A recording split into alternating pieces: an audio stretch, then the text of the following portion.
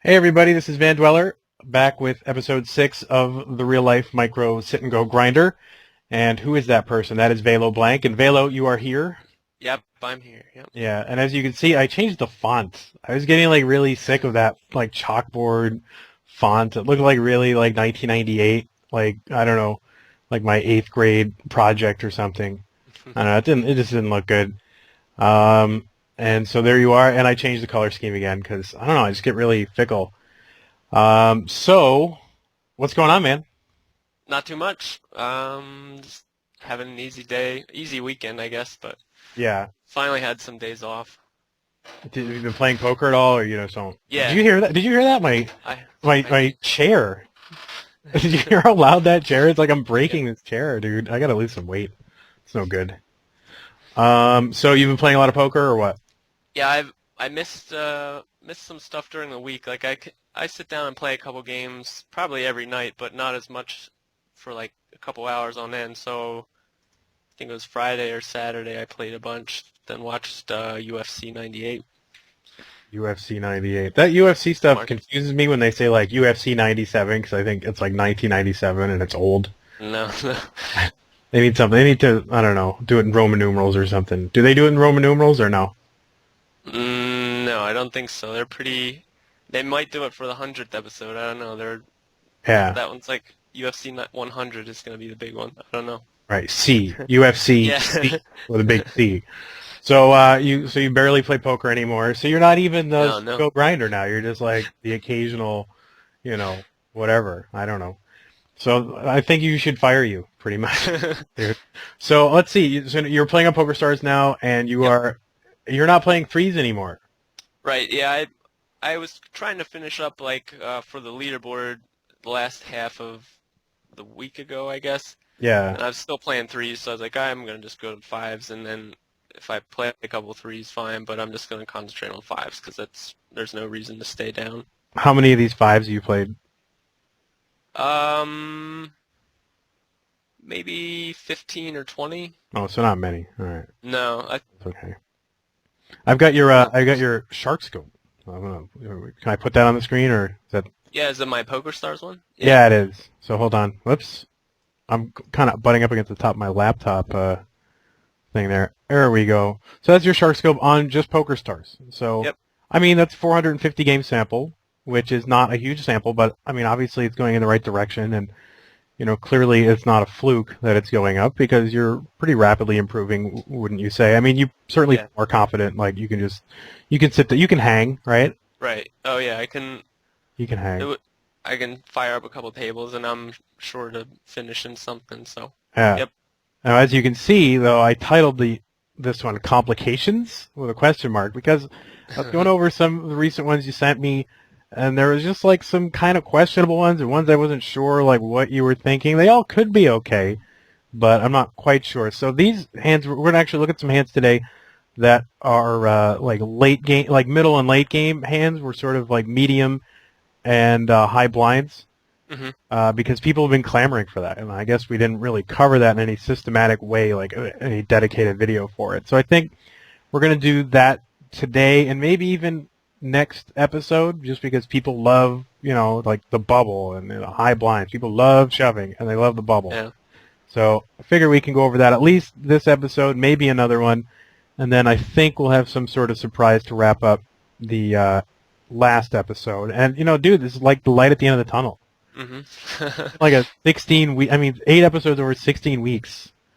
I didn't really realize like how long this would feel. Um, but no, it's been fun, so it's not a big deal. And so your weekend was good. Yep. How My about it? it was my birthday this weekend. Oh, really? It Happy birthday. was. I'm old. Didn't know that. 30. I don't even want to tell you how old. It's 32. Really? Yeah, I'm pretty old. It sucks. Um, so that's it. And what did I do? What did I do for my birthday? I went to Pluckers, which is a like a wings place, like this really great chicken wings place, and I just love it. And I pretty much go there whenever I like can have an excuse to go there. And then what else did we do? I think we just like walked around, like my girlfriend and I just like walked around stores. I don't know. I got to do anything like really special. Like I don't like ultimately I don't care about birthdays because I think the only people who should care about birthdays are like 7 years old. You know, it's like people who get upset about their birthday and they're 42 and nobody called me on my birthday. I'm like, well, you're 50. Who cares? It's just another day. So I think the even numbered birthdays you should celebrate. The odd ones are just 21 is like the last one, and then it should be every other year. 3, does it really matter? Yeah, probably not. So 32 is good. We walked around like Office Depot, which is like one of my favorite stores. I don't know why, but anyway, so why don't we go ahead and anyway, yeah, look at that chart. I just want to look at it one more time. I mean, it's nice, like upward, and there you go, dude. So are you going to actually have time? Oh my God, wait a minute. I got the thing stuck at the top. All right, we'll try to do that. There we go. So, are you going to try to put in some more games, or is this it for Yeah. you? Or all this? With the $5 now, I can. Well, I mean, I'll still stick with like the 8 or 10 at a time. Yeah. I think 8 or 10. It really doesn't matter. Like 2 extra games, so I usually load up just 10 and then. I mean, because like over this sample, it's pretty sick ROI. Like, what is it? 17%. So clearly, I mean, you're running hot for sure. Yeah. I mean, you're playing $3 sit and go, so you shouldn't be surprised that you can have this kind of ROI. But I think you're probably running a little bit hot. Not that you're bad. It's just that that's pretty high. So, but anyway, I think it would behoove us to go ahead and wrap up the small talk. But that's my favorite part, to be honest. Like, and come and go. But this is. I was all... curious to see if you actually went outside.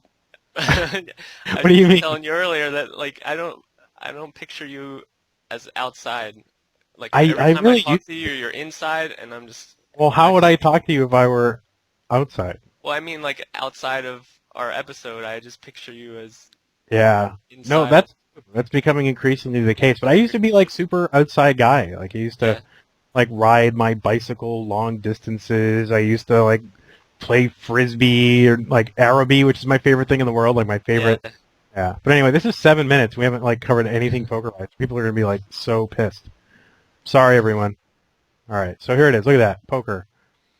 So, and here's the thing. I think it's the first time in the replayer we're actually using the Poker Stars background because I think we've been using full tilt. Unless you want something else or like other. No, I've been trying to switch mine too. Really? Do you want to use like this is the worst one, Winamax? Like look how bad that is. Like why would you ever use that? I like the old Party Poker one. Like I like to kind of use that. But you were never. You don't have the nostalgia that I have for Party Poker. So. I think I played on Party Poker right when it was big, but it was just free game play chips. But all right, so we're gonna take a look at now that it's 8 minutes into it. Now we'll start. Aces right away. Well, I figured we start with a bang. No, actually, I made a list of all the hands that I wanted to look at, and there's like too many of them even to go through the video. But then it put them out of order. For some reason, I copy and pasted them into one file. It was out of order, so I don't know what is coming up actually. So this will be interesting.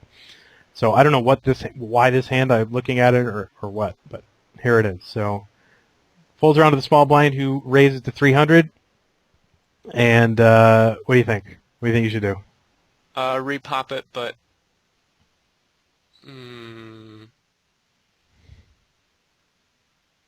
not maybe like 800 or 9.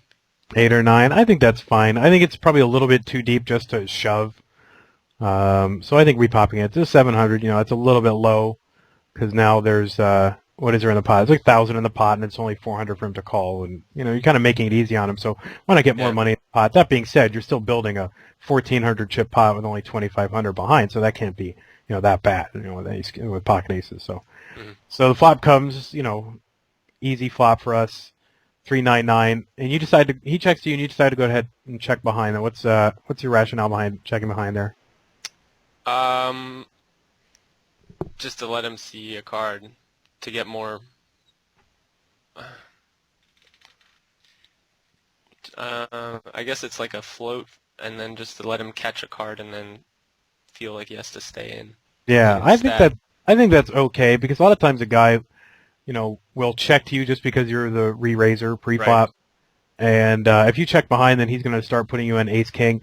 And this isn't really so much of a problem to check behind because of the size of the pot relative to the size of your stack. If you make one more bet, it's going say you make a bet of, 800, right? He calls the 800. That's a pot of 3,000, and then you have, you're going to have like 1,700 behind. So you can very easily, if he has anything on the river, get the 1,700 into a 3,000 chip pot. I mean, that's not a hard bet to make and to call. But you definitely want to play this for 2 streets for sure. I mean, it doesn't really matter necessarily which 2 streets, but checking behind is okay. So he checks to you again, and what would you do here? Should bet it out right now. Yeah, probably like 700, 800, something like that. Yeah, I would do like 8. Yeah, well, you decided to check behind. I'm not quite sure why, but I mean, you could see that this is going to be kind of a mistake because when this flop comes out, I mean, ultimately, you hope he doesn't have a 9, but ultimately you really want to get all in with him somehow because your overpair figures to be good enough to play like the size of pot that you can play with this stack size in this pot. So ultimately you want to try to get all in, and the problem with checking behind on the turn is what? Well, you're going to have to try to get what? To get 25 into 1,400, which 14 is hard. If he just checks again. Yeah, it's hard to do on one bet. So once you hit, that, but by that time, I mean that's, I mean that's great to go for that, I guess, because now if he was slow playing a 9, or he had Ace King unimproved, then he might call. I mean obviously he's going to call the 9, or Ace King he's probably going to call. So I think the overbet is fine given how you played it. But I think it would have been much easier if you try to break your stack up into 2 chunks and try to get it in that way. Okay. Yeah. That's all right. So there's that. And we have Ace 3. And again, these are all out of order now. I don't know why I chose this one. We'll just have to be surprised. So this guy limps in. Yeah, I remember this. I think it would be a good policy if these kind of awkward bubbles, these deep stack bubbles. Yeah. If you can get a guy established really early that he does not want to limp into your blind, that's a good thing because that means you're just, the blinds are relatively low now. The blinds are relatively low relative to the stacks at this time. So if you went and made a raise here, that's going to give him a signal like, uh-oh, I really shouldn't be limping into his blind unless I'm prepared to play, a raise pot. Right. And you can do it while it's relatively cheap. It's harder to do later when the blinds are higher relative to the stacks, like if the blinds were 150, 300 or something like that, because then any raise, I guess, you make is going to commit you. You're going to have to put in your whole stack, and if he happens to be trapping you, then, you're dead. Mm-hmm. But the blinds are kind of low. I mean, you've got over 20 blinds here. You can make a raise to, say, 450 for sort of future benefit. You raise to 450, he says, oh, all right. Even if he decides to call, and even if you end up just checking this down or losing the pot, without putting any extra money in it or whatever, it's going to discourage him in the future from limping in, and that becomes really, really important when the blinds are even higher than this because that's what he's going to be thinking, right? He's going to be thinking, right. I want to limp in, I'll just let him have it, and then all of a sudden you've bought yourself, maybe even several rounds of blinds, which is really, really valuable. So this is entirely optional. You don't have to do it, and checking behind is fine, standard play, but this is just something to sort of think about. I know it's hard to think about when you're 10 tabling, but if you can do that, then I think there's a benefit to that. So that's all I really had to say about that. I don't even know what happens in the hand you check behind, which is probably okay. Here I wouldn't check behind. Yeah, the flush. And you do bet, and that's fine, and he calls, and he decides to bet out like 1/4 into the pot, and you decide to raise. I'm not sure this. Well, all right, I just gave it away, but what do you think about this raise here? It's a little strong. He's not. I think it's a little too strong for your hand in the sense that I don't think he's calling that raise with anything worse than you have. Right. If he calls that raise, if he decides to reshove on you, that's the thing, is you're sort of, in addition to making sort of a raise that can't make any money because no worse hand calls it. I mean, I guess maybe in some universe a 9 calls, but I really doubt it. So that extra money is going in sort of at a negative expectation because you only get called when you're behind. Right. Or maybe a chop. I don't know, ace 4, I guess you're hoping for.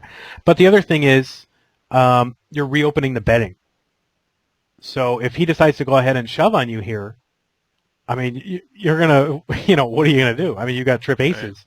But on that board, I mean, full houses possible, flush, and so forth, you're going to really be stuck making a decision you don't want to make. So I think falling behind is probably the best play. That's probably what I'd do. Even though, it seems like we have this really strong hand. And the problem is, it's just, what can he have? And if the money goes in, are we still good even though our hand is, trip aces? So that makes sense? Yeah. Okay, you agree, or are you going to just kind of do whatever? I agree with that one.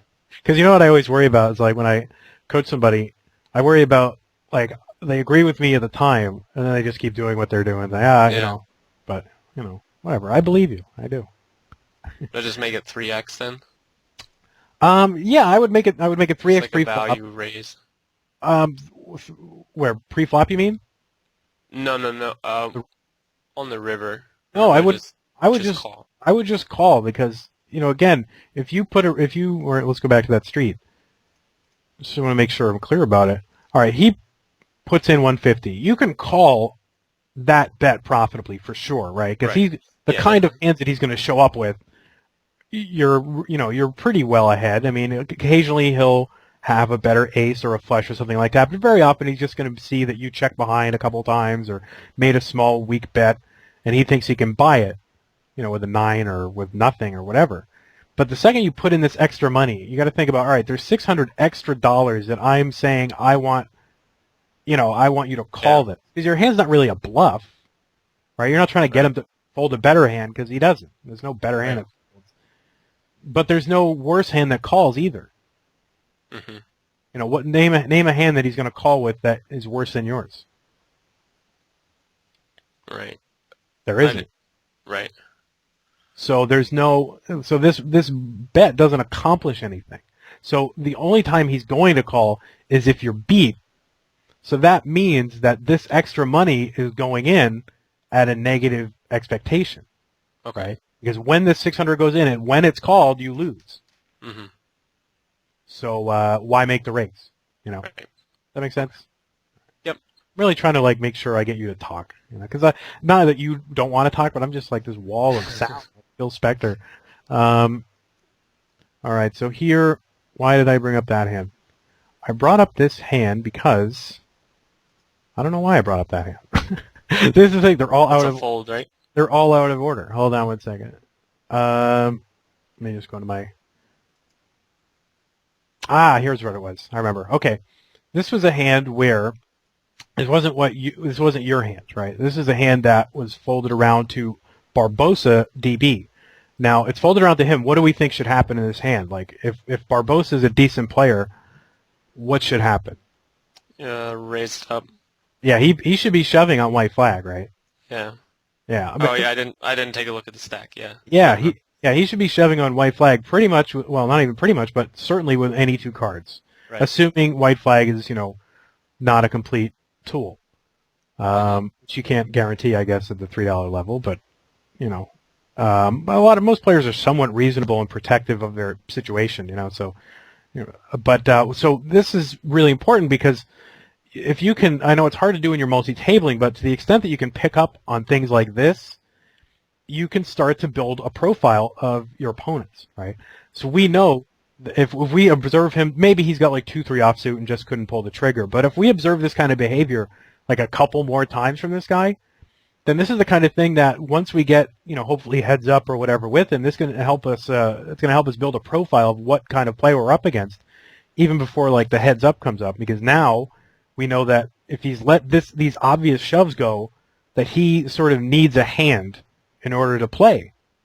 So that means when he raises, that means we should expect a stronger than normal range. So this is the kind of hand that if you can pick up on these kind of small things where a guy misses a shove here and there, it can help you to build a profile for when you have to play pots with him later, and help you start to build a profile of how to read his hand.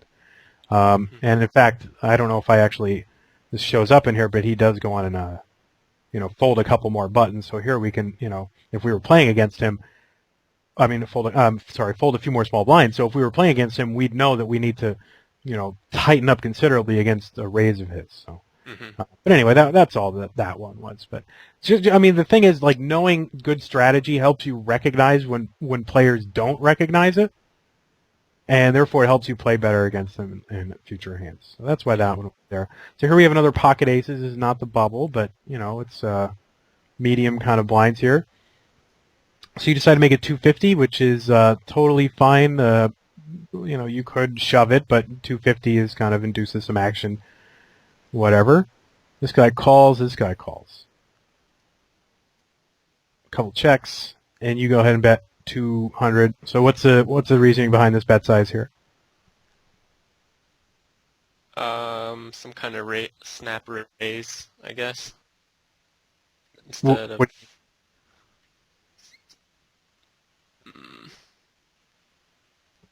I'm grilling you, man. Yeah, I know.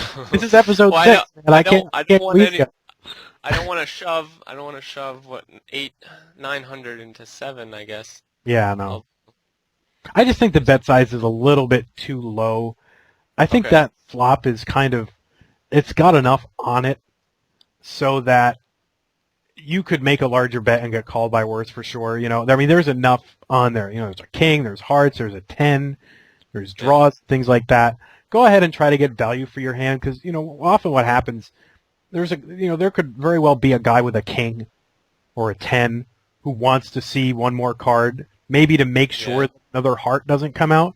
But if that heart comes out, you've maybe shut him out completely. Then he just won't call any more bets and you can't get your last amount of money in there.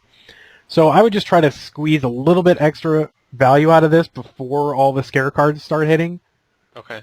And also, while the guy might have a draw to one of those scare cards, and you want to kind of charge him a little bit more for the privilege of seeing that next card. So I would just, even though your stack is, 995, and that's pretty easy to get all in on 2 streets, even if you just make this 200 chip bet now. Because you'll have 695 and an 11 something pot, which is easy to get in.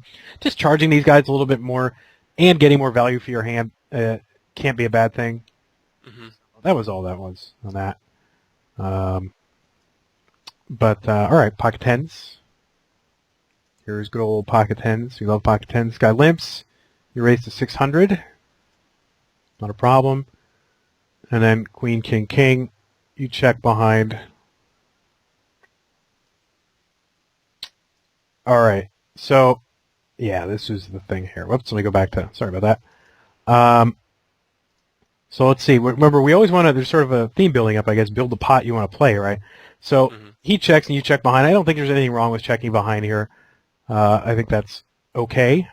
You can't really, I guess you can sort of represent it, but, your hand is too strong. You don't want to play this huge pot with pocket 10s because your hand might be good, and if, a lot of money goes into the pot, maybe at the end of a big pot you won't be good anymore. But if it's a small pot, you can, your 10s could be good.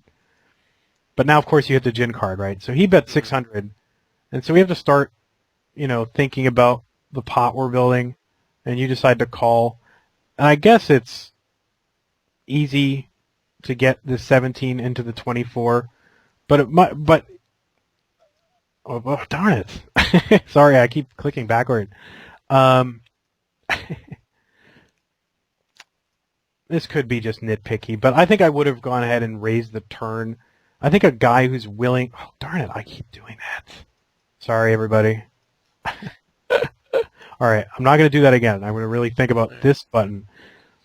I think that raising on the turn is fine. I think that there's enough in there. There's enough other cards you could have, a king or a queen or diamonds or what, that the money's going to go in. And the problem is, if he's got any kind of weaker hand like a queen or something like that, there's a lot of cards on the turn he's not going to like, straight cards or diamond cards. So I think that the turn is really the time just to get the money in.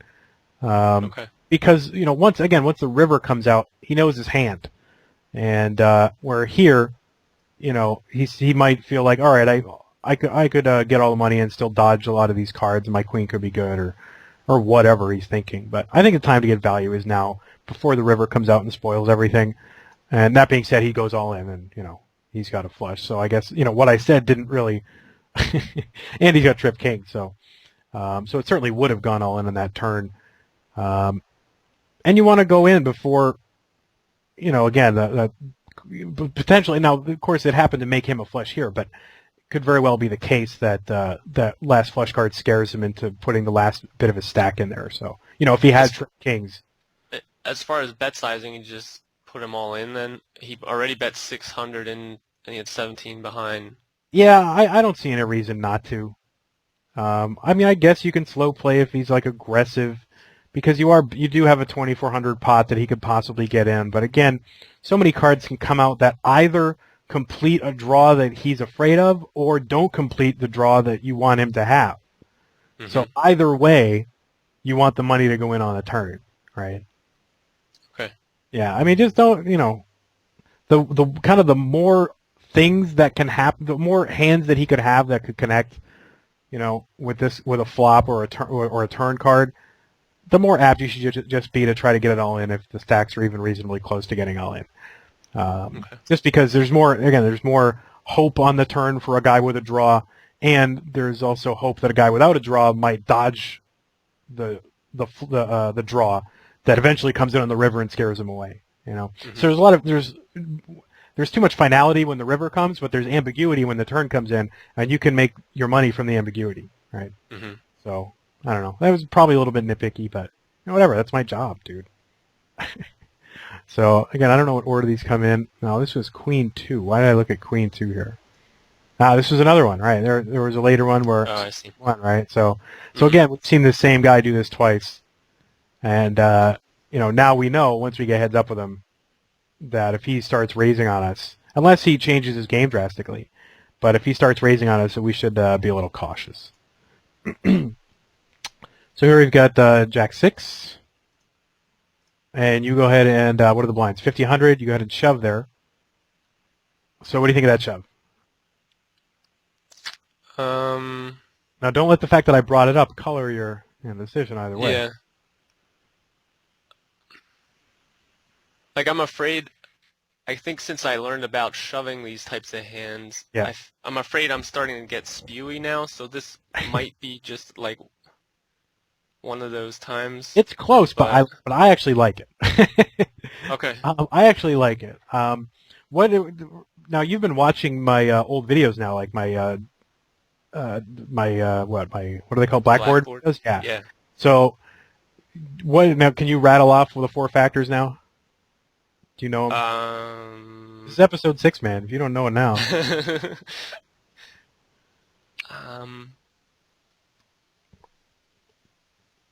The ones that we went over in the other video. Same thing. Win or loss expectation. Well, yeah, how often your hand shows down, right? So your hand strength, right? Yeah. The opponent's folding. Yeah. Chance of folding a hand or calling. How much fold equity you have. Mm-hmm. Right. And what are the I guess the risk reward. Yep. So there's a thing: risk reward, hand strength, and fold equity. So, the 2 that are really in your favor here, what would you say are they? The risk reward. Well, risk reward they're kind of actually 2 separate things, but so it's really the risk. Yeah. Mm. Why is the risk in your favor here? I'm by far the low chip stack, 3-1 to the next guy's up. So yeah, exactly. So you're almost 3 times behind your competitor. So that means that you have the least equity in the tournament, and you're far behind everybody else. So, if you go back to my first video, if you remember, I think, I give that. Did you watch that one? That's the one you watched, right? The first one, I think you only had 2 earlier. The first something like that. Yeah, I watched it with the chart. Yeah, flying blinds. Yeah. This one, I would estimate you probably have about 11 to 12% equity. I mean, you're in last place. You can't even triple, or you're basically tripling into third place. So you're real far behind. So you're that score. Remember the score? Probably like a 9 or a 10. Yeah. Which puts you somewhere between 11 and 12 or something like that. So you probably have about 11% equity, whereas, there's, 89% more of the equity divided amongst 3 other players. So, you're way behind everybody else. So you're not risking a lot to shove because you don't have much. And when you don't have anything, you're more justified in risking it. If you had 50 cents, you could risk it. If you had $1 million, you wouldn't feel so great about risking it. So Right. So when you have very little, it doesn't hurt you to lose it, and therefore you're more justified in risking it. So that is one factor in favor. What's another factor that you have in your favor? It's definitely not hand strength. No, that's kind of The well. The other two are not really the. Oh, go ahead. well. The other two that you to choose from are either the reward, The opponent. an overwhelming Yeah. great reward, or fold equity, right? Right. So which one of those do you think? Fold equity right now. Yeah, I would say so. The fact that you're shoving like this 12.5 blinds, that's going to tend to constrain the calling range of a guy who's facing it, right? Yeah. Oh my God, this guy's shoving 12 blinds. He must really have something. Like if we were in his spot, like in Smulanos, if we were in his spot and we saw a guy shove 12 blinds on us, we would think like, okay, this is a guy who has a hand that he feels compelled to shove, but he doesn't want to see a showdown. So we start to put him on like pocket nine, pocket like medium pocket pairs and ace tens and stuff like that, and so we can't really call with a heck of a lot of hands against that kind of range. So we're kind of overrepresenting our hand strength by putting in so many chips, but that's going to constrain his calling range to an extent that we can shove a lot wider, right? Yeah. So that's all. I just wanted to get your impression of that, of like what you think the factors were in your favor. And if you remember from the Flying Blind video, you and everybody who's watching, you need like 2 to 2.5 of those factors to sort of in your favor. And your hand is kind of a medium, it's a 5 hand if you remember that, that lingo from that video. So, you're probably okay to shove here. And if you want to check it and sit and go wizard, you can, but I haven't checked any of these, so I have no idea. So anyway, that was that. I just want to get your impression of what you thought the factors were in your favor. And look at that, you passed. I'm wondering if next episode, because I want to do something special for episode 8, but I wonder if next episode I should give you like a test. Should there be a final? Thinking there should. It's like a sit and go whiz quiz or what? Well, I don't know. Maybe something more. Just in gen. Yeah, it's more of everything that you taught me. I don't know. I don't want to give away too much because I don't want you to study for it. So okay, you go ahead and shove the queen 7, and this is pretty much the same hand as the previous one, although you are risking a little bit more. Yeah. Yeah, you see that. So you have the same things going in favor of you here. And I wanted to sort of put these hands out there because there are people who they're watching this, and I know because I coach, dozens of people that just will not shove more than 10 blinds, or, they might go to 11 or 12. But just because you have 15 blinds does not mean you can't shove. There's nothing inherent in the shove equation that, comes out with a number and then says unless you have 15 blinds. You know what I mean? Yeah. It's always an amalgam. There it is. An amalgam of your risk, your reward, your fold equity, and your showdown strength, and it has nothing to do with how many blinds you have. So I just want to put that. I used to be like that too. I knew you had to shove with less than 10 big blinds, but if you had 11 or 12, do you raise it and then shove anything, or what do you play? But it's just easier to shove these types. Yeah, whatever makes the hand easier to play. And if you have a lot of fold equity, like when I talk about those 4 factors in that video, I never really went over some of the subtleties. Like one of them is that fold equity is like a dominating factor, in the sense that if you have a lot of fold equity, then those other 3 factors, like if you have like an inordinate amount of fold equity, those other 3 factors never even come into play. You know what I mean? Mm-hmm. Like if you think about the equation that we talked about, and I don't know, for people who haven't watched, I don't know, should I type it out? I don't really want to. Go back to that video. I'll type it in the thread.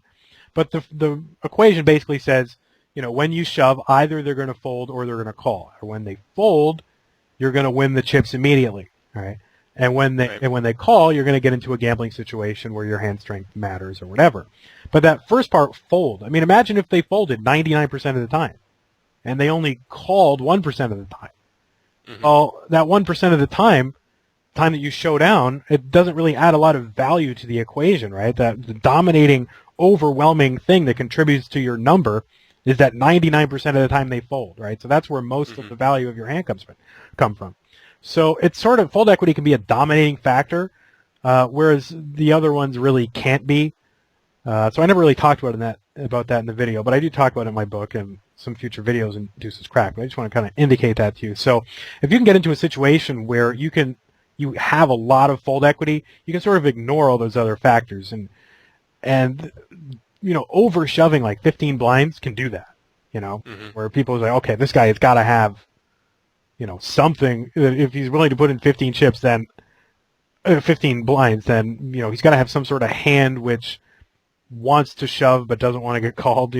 So they'll put you on a very narrow kind of range that they can't really call against, and of course you're totally leveling them because you just have your garbage hand or whatever. So now, of course, if you do that too many times, then they start to get wise to it. But so that being said, I think this is a perfectly fine push.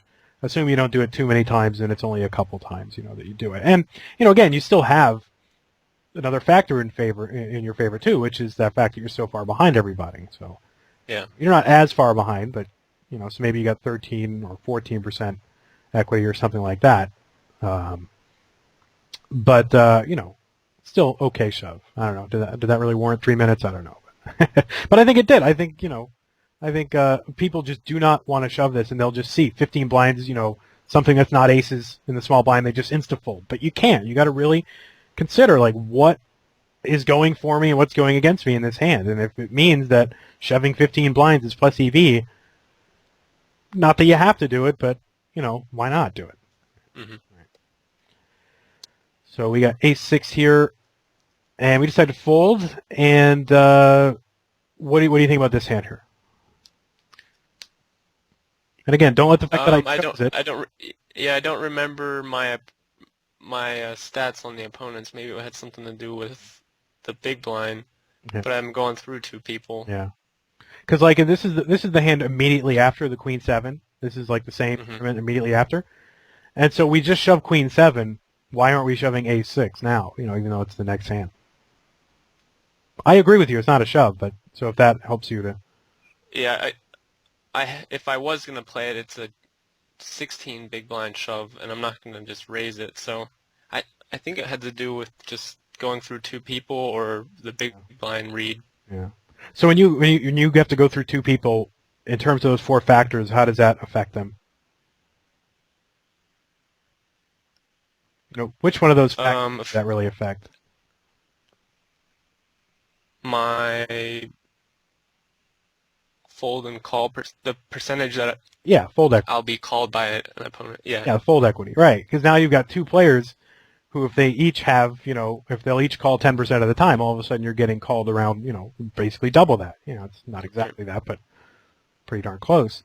So now you're getting called, twice as much. So now you've got to contend with that. And the other thing in this hand too is that all of a sudden, you've stolen the blinds twice in a row. Not that, so obviously there's sort of an image consideration, so that might widen them a little bit. But also, now you've got, a bit more equity. You've just picked up 300 more chips than you had 3 hands ago. So now you have more equity in the tournament, so your risk is, more, so you should be less inclined to shove. So, again, if you have really tight opponents and they're just absurdly tight, you could shove a hand like this. But against typical opponents, I think this hand is fine. And I bring this one up, too, not because you did something wrong, but because a lot of the people who are watching, they don't know what to do. They freeze up. And they don't know, should they raise, should they shove, should they fold? They don't know what to do. You could raise a hand like this. You could make it 300 or, 275 or whatever your standard kind of medium blind raise is, or high blind raise is. So you could do that. I mean, you got an ace, so that means there's less of a chance that they have an ace to defend with. So you could go ahead and raise this, and I wouldn't mind that. But folding is perfectly okay, too. I just wouldn't shove it. But a lot of people will say, well, I just shoved Queen 7. Don't I have to shove ace 6? No, because your situation is a lot worse now. So I have a lot of hands that we could potentially look at. So, I mean, there would be enough for this video and another if people really want, like, 2 videos full of high blind and medium blind, late game stuff. So I guess they'll just have to let me know in the thread because, it's not recorded yet. So, we're still certainly open to whatever people want here. Now, here we've got a guy limping in the small blind, and this is the same, I think this is the next hand, where you've been pretty, you're certainly raised, you shoved 2 out of the 3 previous hands, so now here's a guy limping in your small blind, and you don't really like that, so you decide to jump all in with the king 6 Now, just because you're not open shoving doesn't mean those four factors go away, right? I mean, the fold equity, Right. often you get called, risk reward, it's all the same thing.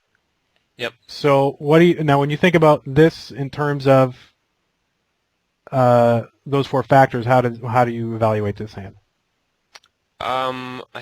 My hand strength, I think, tops his right now. All right. I would peg him to raise almost any ace, and then his decent cards. Yeah. But here's I'll just interrupt you because I'm good at that. Yeah. If you get called though, right? Because it's not necessarily hand strength that they happen to have. Like if you shove on somebody and they've got deuce 7 in the big blind and they fold it, their hand strength never really comes into play, right? Remember that equation is, if they fold, you win, blah, blah, blah. But if they call, then you get into a gambling situation. So that only happens if they actually happen to call you. So it's not really their hand that they have. It's their hand if they call, right? So when you're evaluating like hand strength in these shoving situations, it's always if called. So if you think about the kind of hands that he would call with here, just isolating that factor, do you think King 6 is ahead of the hands that he will call with?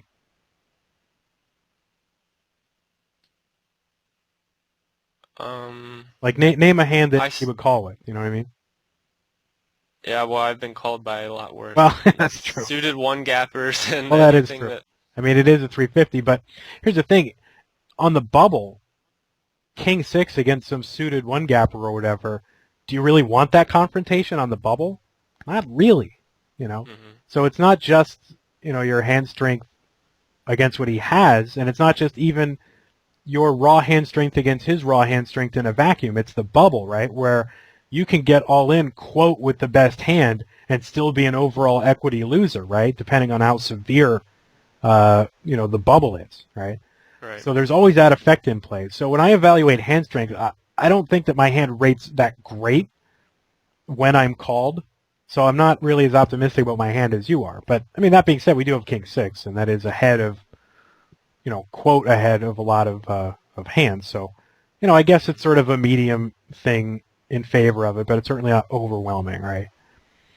So, fold equity. How do you think fold equity, when we talk about fold equity, what do you think of that? 16 big blinds. Yeah. I think the fold equity is in our favor. Yeah. Except the risk reward is kind of. Yeah, well, just to stay on fold equity though, like if a guy there's a big difference between a guy voluntarily entering a pot with a range of hands as opposed to a guy who's sitting there who hasn't acted yet. So if guys are going to limp into a pot, that means they're somewhat interested in their hand, and some of them are trapping, and especially big stacks love to trap like that. Yeah. So I'm not saying this guy's trapping, but obviously, I mean, we know he folds. I mean, just to get rid of the drama here. So, I mean, he ends up folding, but so that doesn't. Well, yeah, does he? Yeah, he does. So that doesn't really matter. But like when you're trying to rate, like in that first video where I rate our fold equity on a scale of 1 to 10, this really can't be a 10, and probably not even a 9 or an 8, because this is a guy who's shown interest in the pot by putting money in there. So say he's limping with half his hands, but he's only calling 10% of the top hands. That means when he limps and you shove, you're getting called 20% of the time, because otherwise, if he would fold the other 50%, so, and 20% of the time, fold equity is like, what is that, a 7 on that scale? I don't know. So it's not like the toppest, fold equity you could possibly have. Yeah. And then when you went on to evaluate the risk and reward, well, the risk is, I mean, you are far behind everybody, right?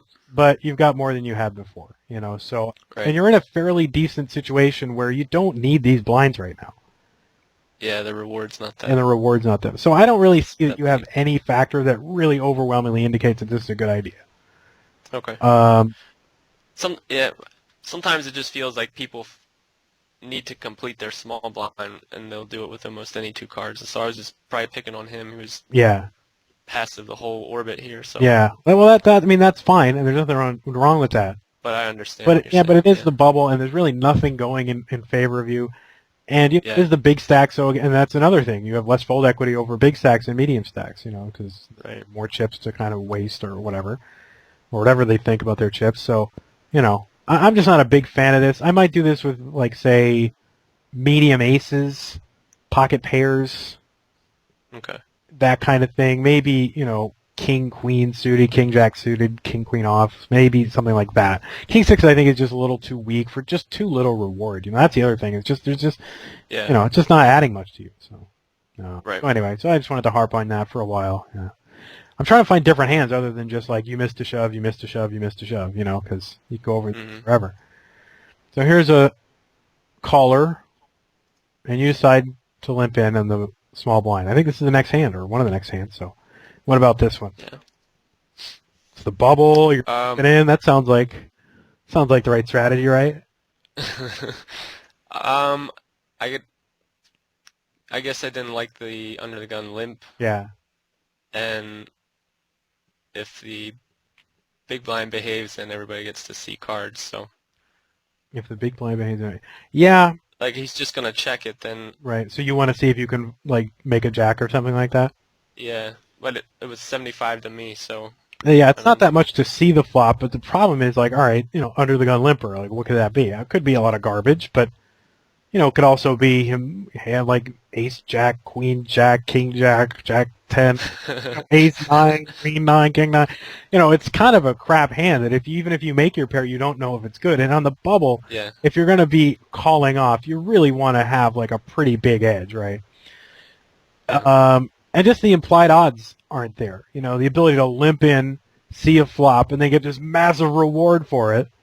Well, there's just no massive reward. It's the bubble. You're up against this, this idea that, you can only win 50% of the prize pool, and right now you probably have about 14% equity, and you're not going to, you can't, there's this sort of ceiling on how much you can eventually win, right? So it's going to tend to constrain how speculative you can be. And the other thing, too, which is sort of a consideration for me, is players are much more apt to sort of get involved with each other in a heads-up pot than if it's 300, than if it's three-handed. Like a three-handed pot, everybody's spooked of everybody else. And they don't know what they're dealing with if all three players are in there. But if two players are in a pot, and one of these guys flops a pair, and the other guy flops a pair, they very well might just get all crazy about it, and like slide into the money. Like one of them gets eliminated or severely crippled or whatever. Mm-hmm. So by limping in, you're preventing that dynamic from happening. So I like to just let those two guys fight it out. Let one of them flop a pair and the other one flop the same pair with the worst kicker or whatever, and then get all in and let me cruise, Yeah. By doing that, you're kind of cock blocking them, You're kind of like, sure, everybody, everybody's suspicious of everybody else. Everybody plays cautious and nobody goes nuts and gets crazy. So, I don't know if it really matters what happens in the hand, but this guy bets and you hit your jack. And you just, I guess it's okay. You limp in to hit your jack. I'm just not, happy about that board, which I guess is why the overship is okay. He does fold, but I don't know what to say about that except that, it would really suck to to lose that way, just like with one pair limped in a three-way pod on an all board with draws. I guess you do have the heart, but, I just don't know that that's necessarily, you don't need to be doing this on the, it's the bubble. You don't need to be doing that. So, just let those two confront. Don't get yourself into a situation where, you're going to make a top pair and then feel, oh my God, I have to make a massive overshove. Yeah. So that's that. Here's a guy who limps with the ace-jack, and you decide to shove. And I just wanted to include this hand again for those people out there who just, I have more than 10 blinds, I can't shove. So I've seen it. Guys will see the limper here and they'll make it 600, or they'll limp into, And so there's nothing wrong when you've got like a serious, advantage hand-wise against a limper like that. There's more money in the pot to win for one thing. You have less fold equity probably, but you still should have a lot of fold equity because you're putting in a lot of your stack. And you figure probably to have the best hand, overwhelmingly. And they're probably going to fold a lot. So there's just nothing wrong. Again, there's nothing inherent in that risk-reward equation, that that shoving equation with the risk reward and the fold and all that says, it's plus 3% except if you have 17 blinds. There's nothing that says that. So don't be afraid. That's just for those of you out there who might be afraid. Next hand, pocket fives. Raise to the fives. That's good. I calls. And I don't even know why I included this. I just think it's because it was funny. I don't know what. This reminds me of something you would have done. I mean, I don't know. Yeah. But I just think he's taking a play out of your playbook. So I just thought that was kind of a funny hand. So here we go, Queen 8.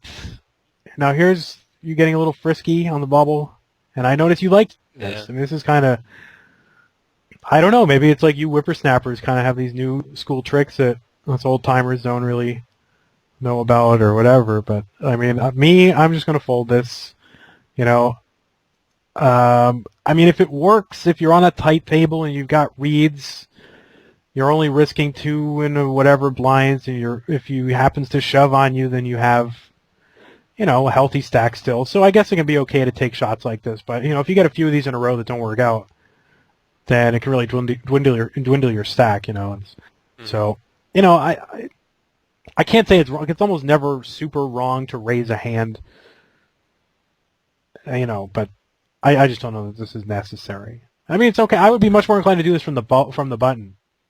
But having to get through 3 players is a really difficult proposition, especially where you've been called several times by these guys too, in previous hands. So I don't know that I need to do that. But, I guess if it's working for you, I mean, you've got a 17% ROI, so it's higher than mine. So I mean, I guess you know something I don't. But this isn't really something I would do. But I'd be curious as to what people in the threads would say about this kind of hand if they do this kind of thing. Curious, because who knows? Maybe the games are changing such that you can do this, but I don't think that they are. And they all fold, so it works. So what do I know? King 3. All right, let's go back to that. So I think this is perfectly fine to go ahead and raise a hand again once in a while from the button is okay. You pick up 225 chips, whatever. So he calls. And he checks to you, and there you go. So what do you think about that? You like that? You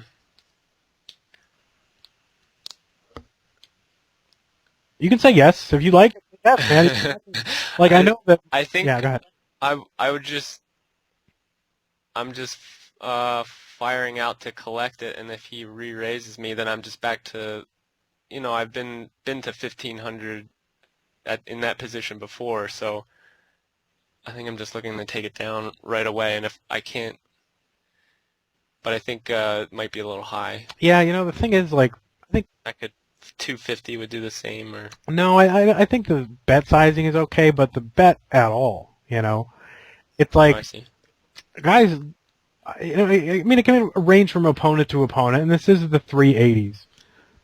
So, or 3, what is it? 3, I don't know, what are they on poker stars? 340? 340.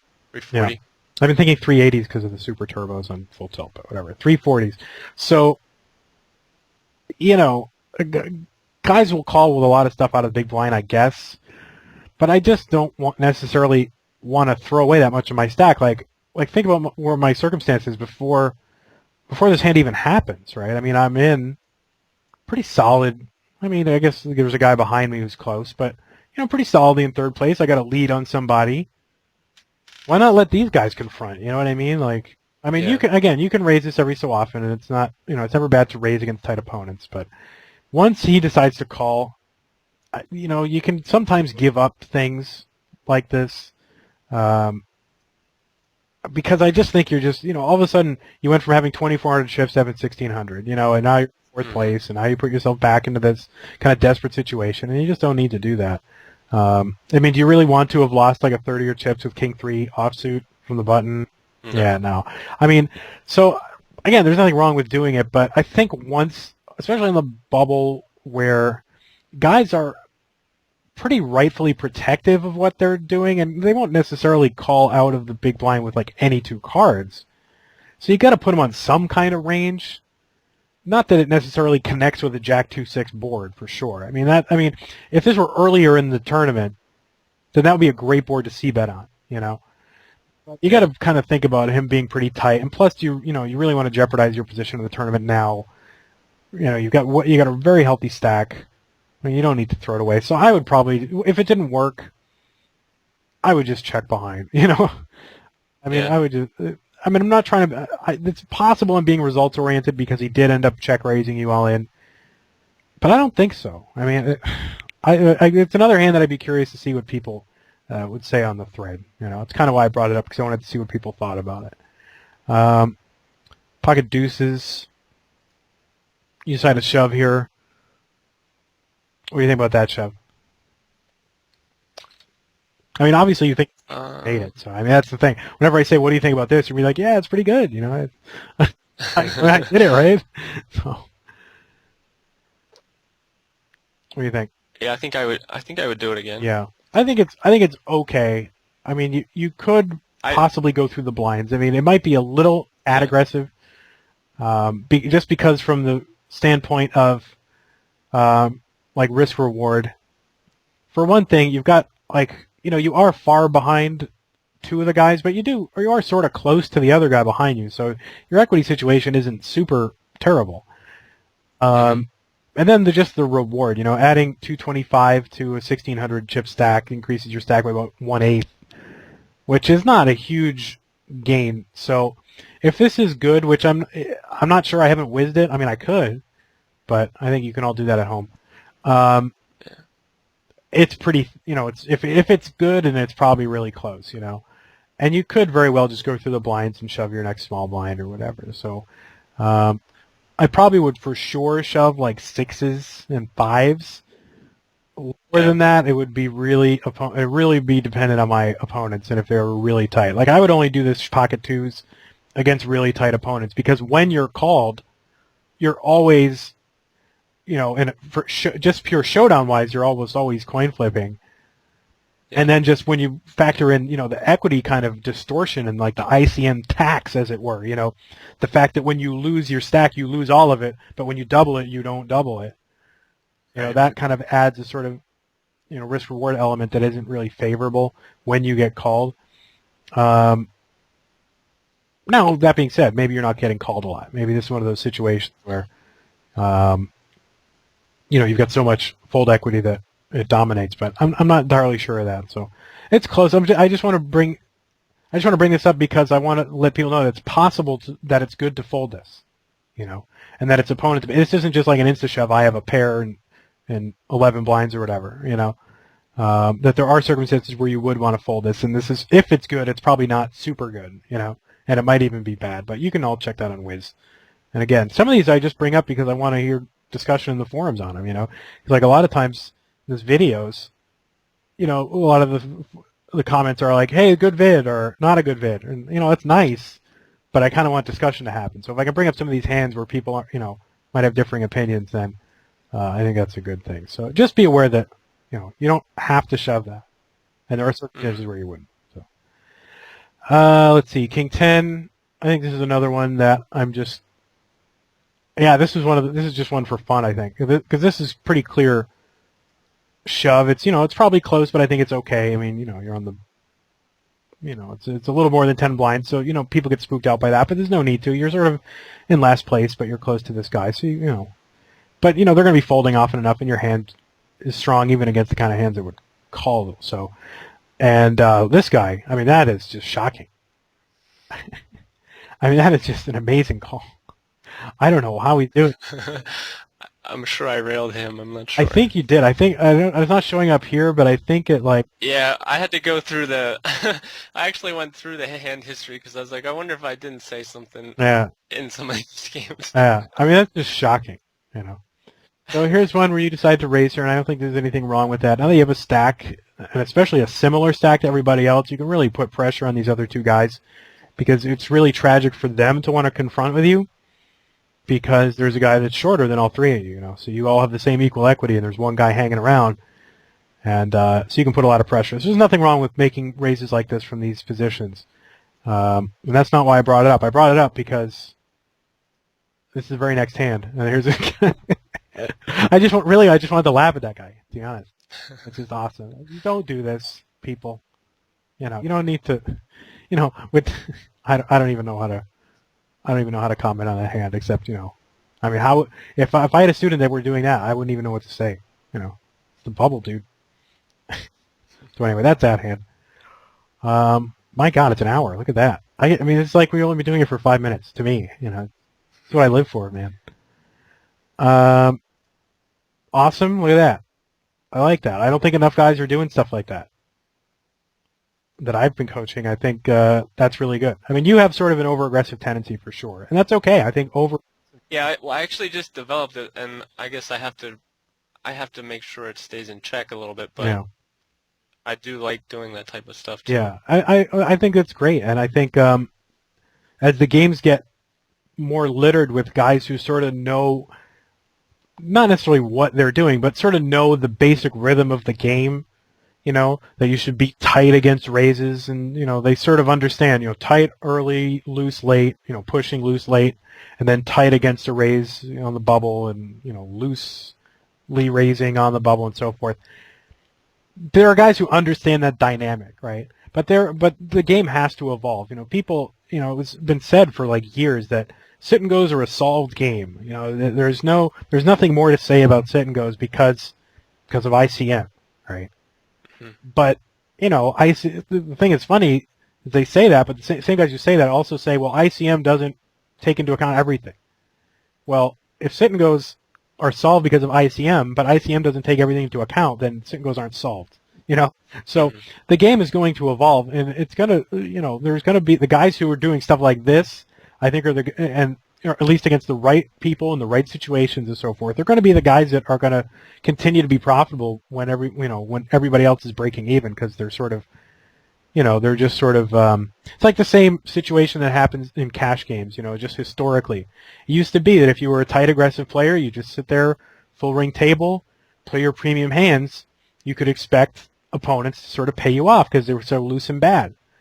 But now everybody sort of knows that, you should be tight, right? Everybody sort of kind of knows that. So now there are guys who are called tag fish. They're tight aggressive fish. They only play if they have a good hand, and they play fit or fold on the flop, and that's very exploitable.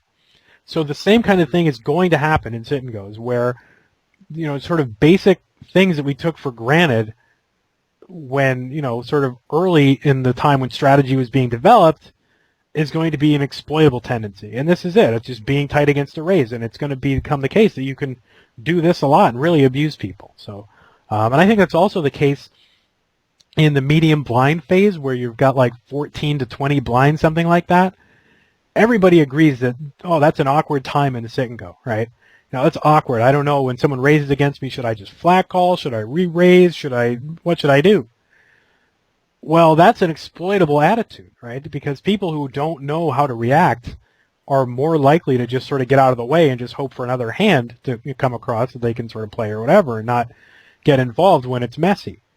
But as I said, that's an exploitable attitude. So you can, when you have that kind of, 5 or 6 or 7-handed medium blinds on the button, you can start. It's getting to the point where you can start against decent players. You can start raising like any 2 cards against, just for 3x raise, because they think I can't really reshove because re-steals and sit and goes aren't really the same as in multi-table tournaments, and I can't really flat call because you're not supposed to do that in a tournament and a sit and go.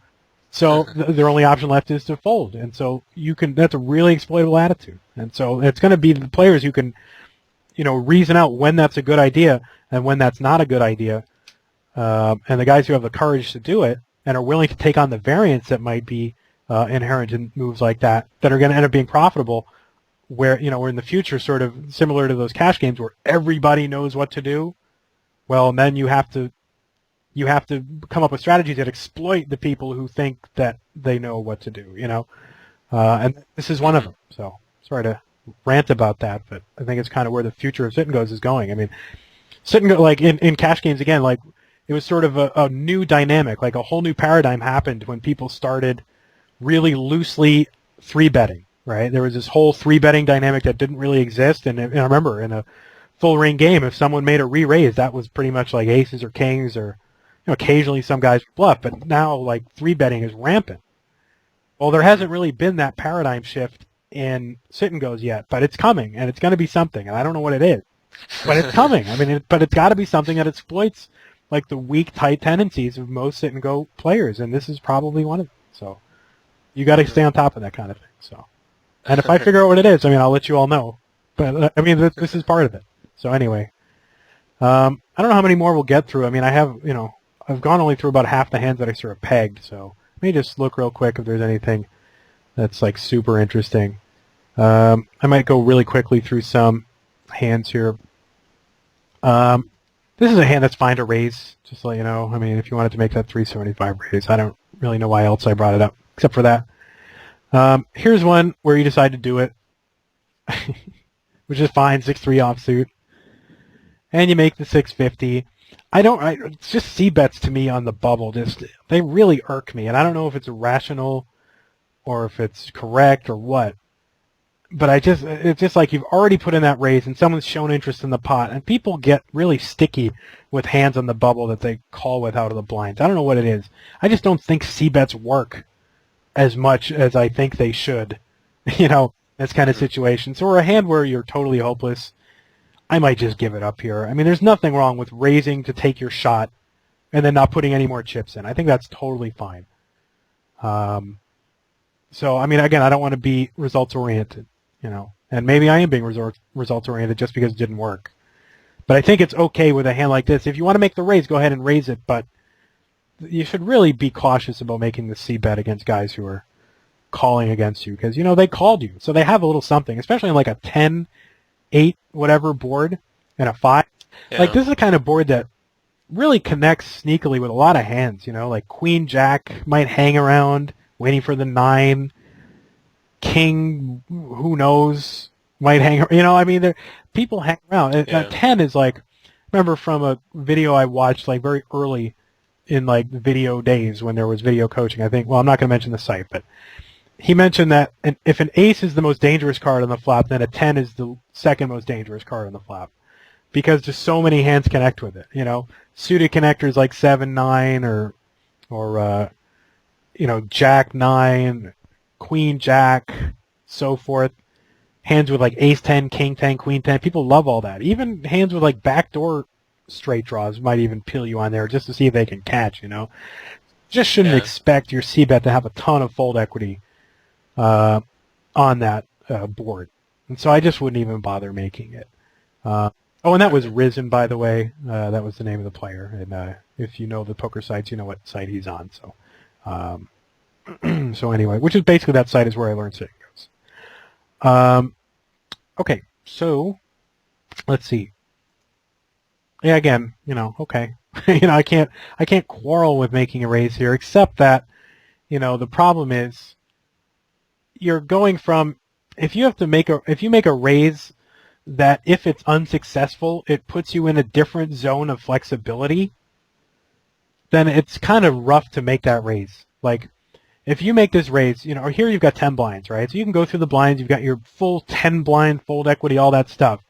If you make this raise here and it doesn't work, then all of a sudden you're under 10 blinds, which is significantly different than having over 10 blinds, And so I like to be cautious when I'm making moves that are going to put me below that threshold or going to change my fold equity significantly. Like for another example of that is like, say someone shoves on you and you're in the small blind. And you have a hand that you could kind of think about maybe calling because maybe you're getting close to 2-1. But if you called and lost it, you would go from like 7 blinds or 8 blinds to 3 blinds, right? That puts you in a different zone of flexibility. With 8 blinds, you're healthy, you've got fold equity, blah, blah, blah. With 3 blinds, you're like dead in the water. So you may as well, just to respect your position in the tournament, just fold it, even if you're getting like 2-1 on a call or whatever. Here, it's kind of the same thing. I'd rather have my 10 blinds and be able to go through these blinds and shove my small blind again than to make these really kind of semi-risky moves that, while they might build my stack, if it's not successful, then all of a sudden my tournament has changed. It's kind of an inflection point, like as Harrington puts it. Things have changed, and so I have to play my tournament differently if this hand doesn't work.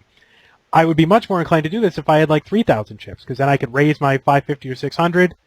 If it doesn't work, I still have 2,400 left, and that my tournament hasn't changed at all. So it's just something to think about. I mean, it's not super wrong to make these kind of raises, but you can kind of go overboard. And if you're not respecting your tournament situation, then that's kind of a bad thing. So you see what I'm saying? Yeah. All right. So I don't know. Maybe how many more you want to go through? I'm right. good. I'm just right now I'm trying to think of how I would remember this in game. Like, it's hard. If I get re-raised there, I'm insta-folding. Yeah. So maybe I should save it for hands that I actually would think about Calling. playing. There, right. Even if I'm not going to call, but just to even think about it, because there I'm not even thinking about any. Well, in a way, that's kind of good, though, because even a min-raise I can't. Yeah, but like, even there, that's a benefit for that hand. Just go back to that hand. That's kind of a benefit to that hand, is that it's easy to play if someone makes a move on you, because there's no tough decision, right? So, I mean, that's actually kind of a benefit, is that it's a crappy hand. You don't want to bluff. You don't want to be bluffing. It's sort of a general principle of poker. You don't want to bluff with hands that have value. You want to get value for hands, right? So it's kind of better to turn your garbage into bluffs, because your bluffs have no value. I mean, your hand has no value at all. So if you can get value with it by bluffing with it, then you've added value to a hand that is crap, which is good. Mm-hmm. But in this case, again, I think it just changes the amount of flexibility you have in the tournament. So you just want to sort of be monitoring that. All right. So anyway, I think it's a little bit early, but it worked. Well, no, it didn't work. So yeah, there's this Queen 10. You're in the hijack. I think. Oh, whoops, sorry. I think that's a little early to be contemplating steel raises. Now that I look at it, I would fold that with 5-handed there. Yeah, it's funny that you say, like, now that you look at it, because I think it's interesting. And I wasn't even playing that many tables. This might be fifth table that I was playing at because I played it yesterday. I think it's just a little early, and I could bring this hand up because it's the kind of hand, like, I think it's pretty, not a great idea to do it. You probably wouldn't even shove this hand. I mean, you probably wouldn't shove this hand unless everybody were super tight. I mean, they'd have to be like the tightest players in the world for me to shove this. But I bring this hand up because I think there's a benefit to those of you out there, and maybe I'll end on this. I think there's a benefit to going over your games. I mean, the standard way that people go over their hands, well, either they don't go over their hands at all, they don't look at sit and go wizard or whatever. But what people do is they go over sit and go wizard, and they look at the red X's to find, like, their mistakes, and then their mistakes show up and there's a red X, and that's a mistake. But there are mistakes that don't show up in sit and go wizard, So so if you run it through sit and go wizard and you don't see a red X, you'd never see a hand like this. So I think it's really useful to do like a replayer analysis on some of your games without any other tools. I mean, like, look at this. Like, we've gone through like however many hands, like 20-something hands, 23 hands, right? We didn't look at sit and go wizard, and yet I think we actually learned something. Like, there's been useful stuff to talk about just from looking at the hand and the dynamic and how it plays. We didn't look at ICM tools anytime during this video, and yet we learned something. So I think there's a value to that, because you can catch stuff that you can't catch just by looking at the raw, ICM says this and blah, blah, blah, and then moving on to the next hand. So I think it really behooves people, if they're going to get better, one way you can get better is by using the replayer and just looking at how you play, not the results or not just the ICM situation, but just actually how you're behaving, So, and I don't think enough players do that. Certainly, I've never had a student who've come to me and said, and I asked them, how do you review your games? And they always say, sit and go wizard, or sometimes they'll copy and paste certain individual hands to a text file and look at them later and sit and go wizard, or post them in a forum. But I think just going like hand for hand through at least some of your tournaments, you don't have to do this for all, because that means you're just playing your tournament twice, time-wise, so you don't want to do that. But just taking a few and just checking up how you're doing without, what you're doing without any kind of ICM tools, you can learn a lot. So, I don't know, I think I'm going to sort of end with that kind of thought. because again, it's like 75 minutes, and I'm trying to get, I don't want to go 120 minutes anymore. My voice gets really hoarse and raspy. So, is there anything you would like to add to any of this? Any questions? Anything you want to bring up? Any thoughts? A song? Poem? No, I'm not singing a song.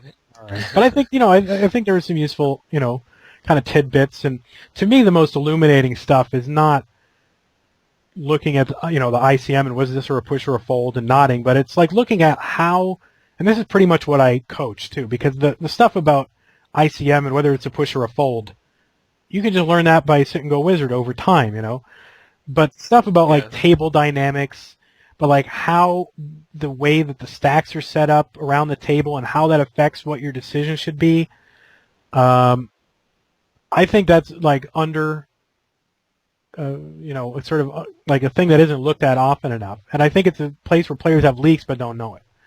So anyway, so you have nothing. After all this 5 episodes and then an additional 6 episodes, you have nothing to say. I mean, come on. So what are your plans for this week? We'll end on some personal stuff. What are you going to do this week? I have to work again tomorrow, well, the rest of the week, and then try to get back to riding. I haven't been on my bike at all, or running. Yeah. Like those, I used to run all the time and bike, but work kind of shut that out. But and then I want to definitely play some $5 Yeah, games. you better play a lot, man. I mean, we're coming to the end of this. This better show some fruit. That's the thing. I mean, I'm gonna set a goal for.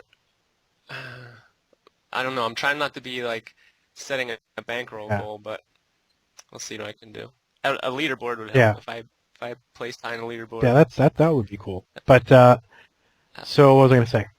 I don't know. You're playing. Oh, I was going to say about I got to. What I've been doing lately is I am like so out of shape. Like I used to ride bikes, used to go everywhere. I'm just so out of shape now. So I've been like doing these weird body weight exercises, and my girlfriend is kicking me out of the house for 3 weeks because I've just been around the house too much, and I'm like this schlub. And I haven't, and I'm just like moping around the house because like I don't have any adventure in my life anymore, and I'm 32 and whatever. So she's kicking me out of the house for 3 weeks. I'm trying to decide what to do, and I might visit some people, but like I'm really embarrassed and like all out of shape now, and like so I'm trying to like crash diet and like crash exercise, like Biggest Loser style. Yeah, I'm trying to gain weight by like the middle of July. I hate you guys like that have trouble. No. Oh, are you like one? If you weigh like 120 pounds or whatever? 140. I hate you guys, seriously. Yeah, I'm trying to gain 15. So it was like 15 in 15 weeks or something like that. Oh man, I could do that so easily. But that's the thing is I lose and I gain really easily. I just have to put in the effort. You know what I mean? Like, but I don't know. Need to put some more food around me while I play poker. Yeah, I'm like low carbing it. I'm like, which I guess is nice because I can eat like cheese and summer sausage, which is my favorite thing. But so anyway, I guess that's enough for now. I don't think if you would like more exercise and diet tips, go to no, don't do that. I need a prop bet. Maybe that will help me. Hey, do you want to see the logo like I'm doing for my site? All right. Yeah. Check it out. It's like a van, dude. Hold on. I know. I'm putting it. I'm getting it prepared. All right. This is sort of the logo. No, but if I had to put out money that I couldn't make 15 pounds, I think I could reach the goal because I've tried this before. There's my logo for my site. Isn't that cool? Like the van. That's good. I did that myself. Thank you. Old school. Yeah, I think it's kind of. It would look good like on a vintage T-shirt or something. I don't know. That's kind of what I would. Did you really live out of the van? I did. I lived. I guess for those of you who are sticking around, you can feel free to end the video now because there's no more content poker-wise. But I did live out of the van, and here's what happened. There's always been sort of a fantasy of mine ever since I was a teenager because I had like this uncle, like this cool uncle, who was just kind of a drifter. He just kind of did whatever he wanted. He didn't care what anybody thought, and we only saw him like once in every 2 years when he decided to come down. And like one time he came down in this van, and I'm like, is he living in that van? And then I thought that would be so cool because then I don't have to pay rent. And that was like the coolest idea to me because I've always been somewhat kind of adventurous and sort of experimental. And so I got it in my head like a few years ago to do that. This was 2006. So I bought like the van, and I slept in it for about a month. And I also slept in this abandoned store that I had keys to because of the store. I worked next door to it. Like we had keys to that store. So I also like snuck into that store. It's like half the time I slept in there. And like whenever I wanted to play internet poker, what I was doing was like I had my laptop, and if I went to the very back of the store, like one specific corner, I could catch the Wi-Fi from Barnes and Noble. Right, so I had to like prop it up like on a piece of plywood and whatever. So like in the back of this abandoned store playing sit and goes and all that stuff. And so I did that for about a month and a half, and then a buddy of mine decided like, hey, we should move to Las Vegas and do this weird like short stacking venture. Like I'm not going to get into that, but we were working on this short stacking six max cash thing back in 2006, and coming up with a whole system for that. And he's like, well, I'm going to bankroll it, and we can both go to Vegas and and then we'll just go there and do it. And I'm like, okay, well, cool. So I didn't live in a van anymore, so because we were going. I mean, I gave my notice the next day, and then 2 weeks later, we were both moving all our stuff to Vegas in my van, and then we lived at the Sahara Hotel for 8 weeks, I think it was, which was fun because I don't know how much people are interested in this, but again, I said you could turn the video off. So, what's weird about the Sahara is you can't stay in any Vegas hotel for longer than 2 weeks, right? So. Oh, really? Yeah, because then it's like some weird residency issue, and then they have like an eviction notice, and there's like a whole thing. So, but we wanted to stay in the Sahara because it was cheap, and it was on the monorail, so we could get up pretty much the whole strip and whatever. And it was across the street from like this really great Thai place. I don't know, whatever. So we had to every 2 weeks we had to like break down our whole like boiler room where we had all these like PCs and like lines going all over across the room. Like I don't know what the maid thought we were doing in there, but so every 2 weeks we had to break the whole thing down, and then we had to like switch whose name like the next room was under. So like first it would be under his name, and then I had to go down there and he had to hide, and then I had to like get a room in my name. And then we had to like move our whole system like to another tower. So anyway, so I only ended up living in the van for like about a month and a half. But I used to also go in the van, like I used to take road trips in the van to like when I lived in Madison, Wisconsin. There was a casino up in about an hour outside of Minneapolis called Turtle Lake or St. Croix Casino, something like that, which is where I used to go, and I would take off. I had 2 days off in a row, or 3 days off in a row my work week. Like I would work 4 days on, 3 days off. So then I would take sometimes vacation days, wrapped around those 3 days. So I would have these like 5-day weekends, and then I would just go sleep in the parking lot at St. Croix Casino.